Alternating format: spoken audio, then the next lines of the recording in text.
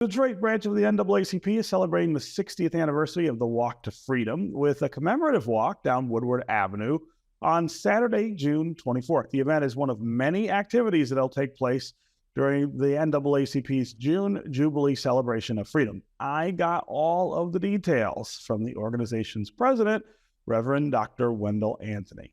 Welcome back to American Black Journal. Thank you, Stephen. I feel like I'm at home every time I come on. Even though you say it's nice to visit, but we don't want you to stay too long. I understand. Oh, good. Always good to be with you. That's right. It's always great to have you. And of course, you used to host this show, so it is a kind of... it's a blessing, man. I'm just glad, Stephen, to see that it's still going on. Still going. That's After right. all these years, that shows the merit and the value and the significance of what you're doing. Yeah, we're trying hard over here. So I still have my shirt from the 50th commemoration of the march here in Detroit, the 1963 march, right? Walk to Freedom with Dr. King. I can't believe we're about to have 60. I mean, it's a lesson in that time goes on. But of course, we are still dealing with many of the things we were talking about 10 years ago, and some of the things we're still dealing with 60 years ago. You're absolutely correct. I can still see you walking down Woodward Avenue. I think you had on white gym shoes and maybe some white and that T-shirt. I had the T-shirt, yeah. So I remember that well. It was a great occasion, and you're absolutely correct. Dr. King's last book was basically Chaos or Community. Where do we go from here? And we seem to have a lot of chaos. People want to take us back 60 years. They want to reduce voting rights. They want to reduce civil rights. They want to revamp education, public education. They're banning books as opposed to expanding opportunities to read. They want to snap back the SNAP program. We still have more war than we do peace, and more division than we do unity. So there's still a necessity for us to cross another bridge. That's why we want to remind people that the struggle is not over. The battle for freedom and democracy and respect is still on. We know that Dr. King was in the valley working, not on the mountaintop just dreaming. And so we want to bring that back to the people. That's why we're doing this commemorative march. We did the 30th, the 40th, the 50th, and this year, of course, is the 60th on Saturday, June 24th. Prior to that Saturday, Stephen, on Friday, by the way, we're going to unveil a life-size statue of Martin Luther King Jr. that's going to be placed permanently in Hart Plaza. Yeah, that's a tribute to the legacy of Dr. King, in which he gave his first I Have a Dream speech. And I always tell people, before you go to D.C., you got to come through the big D, and that's Detroit. And that place there, and everybody is invited to be a part of that. Yeah, I mean, that's going to be an incredible addition to Hart Plaza, which is a place that we already have lots of wonderful civil rights and progressive kind of markers. But talk a little more about the things that you're doing. It's not just the march. You've got a lot cooking for this anniversary. Thanks. We have 4 days of events, and we're asking people to go to DetroitNAACP.org, DetroitNAACP.org, and register. I'll call 313-871-2087.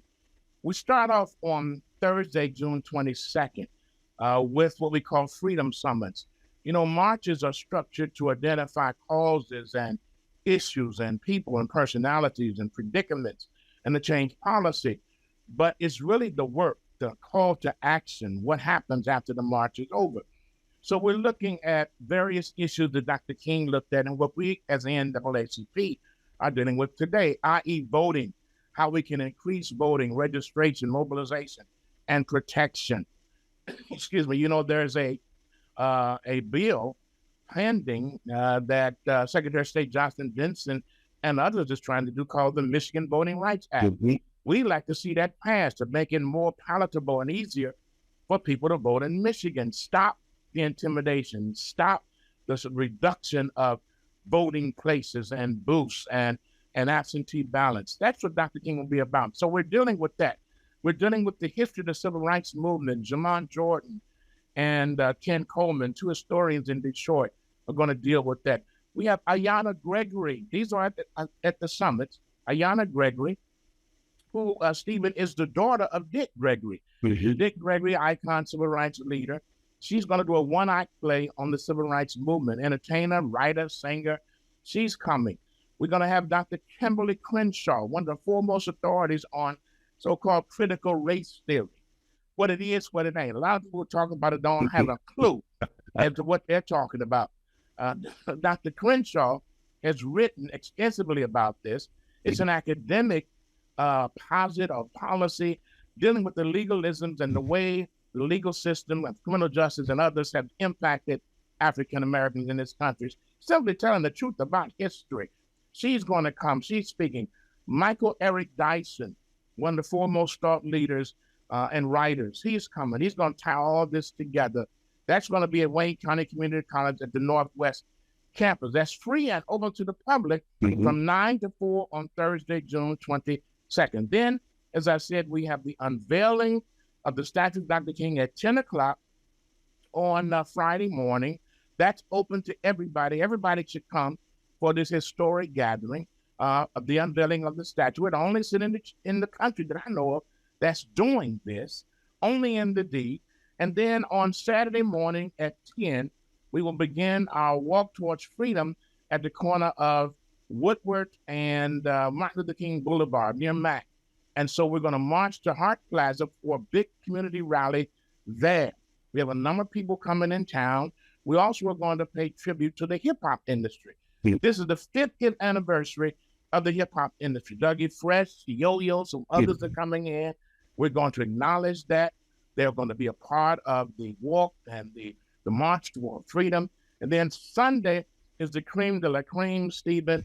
We're going to have the 68th annual Pipe of Freedom Fund dinner featuring the senator from the great state of Georgia, Yambo Raphael Warnock, the first African-American senator from Georgia. We're presenting a number of awards, freedom and justice, lifetime achievement.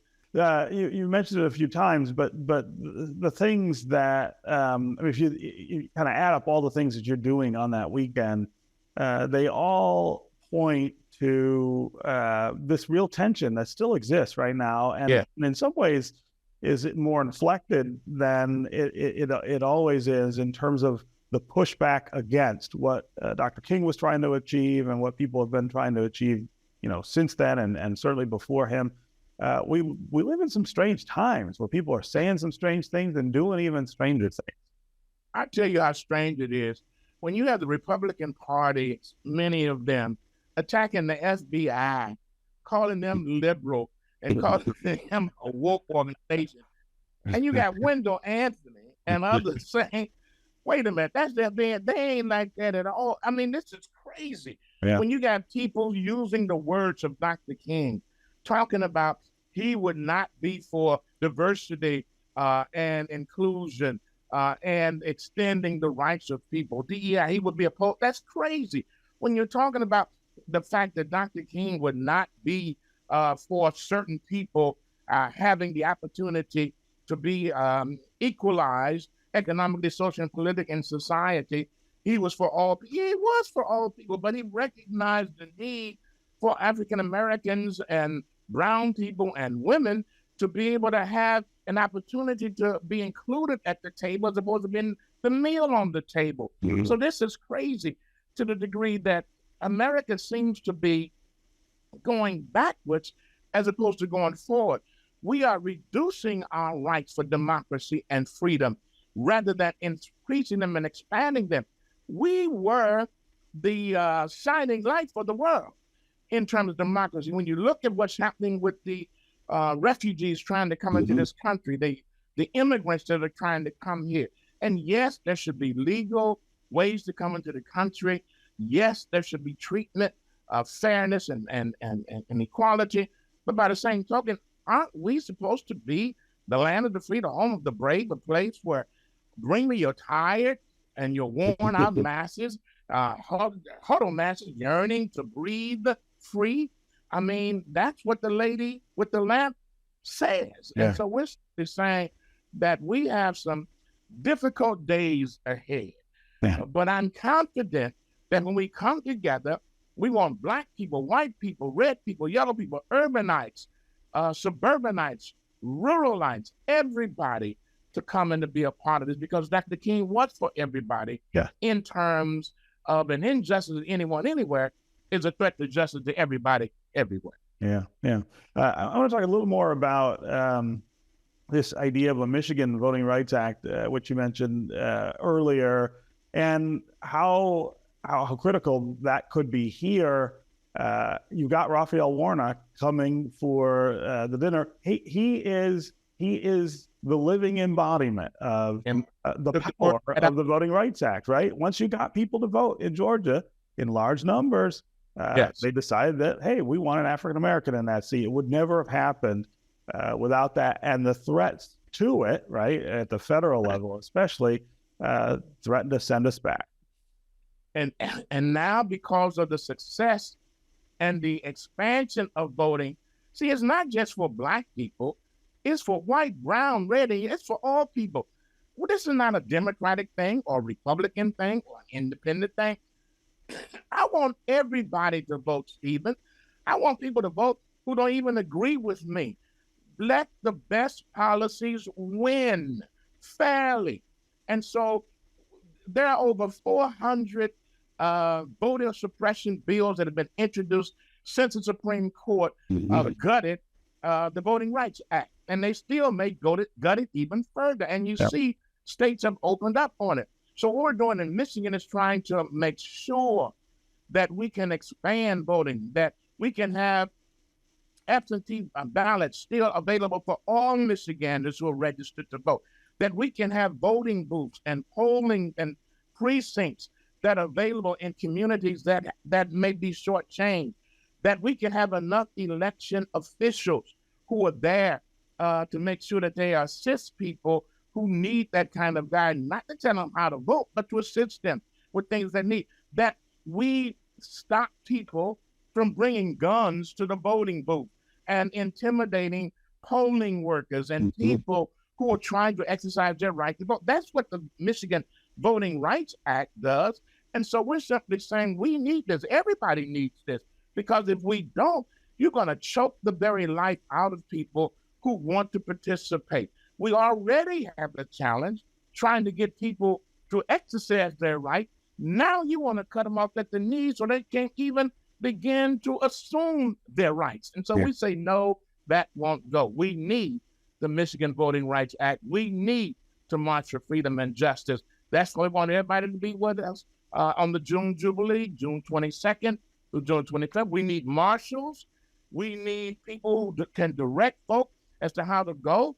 For people that were in the 63 March, Stephen, we're going to recognize them and honor them for being there. Those are people that have been for the whole the journey that we've had. And so we're going to honor them. That's why you need to go to Detroit NAACP and register.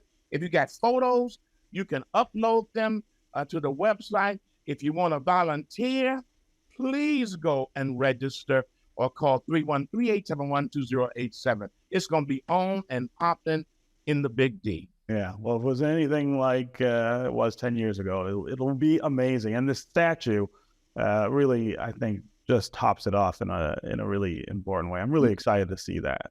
I am too. No question about it, Steve. Only in the D, and you are a witness. Yeah, yeah. All right, Reverend Anthony, always great to have you here. Congratulations on everything you got coming up, and thanks for joining. 15 minutes already? It's been 15 minutes. We always run out of time. Absolutely. Thank you, Steve. I appreciate you. Yeah, we'll see you soon.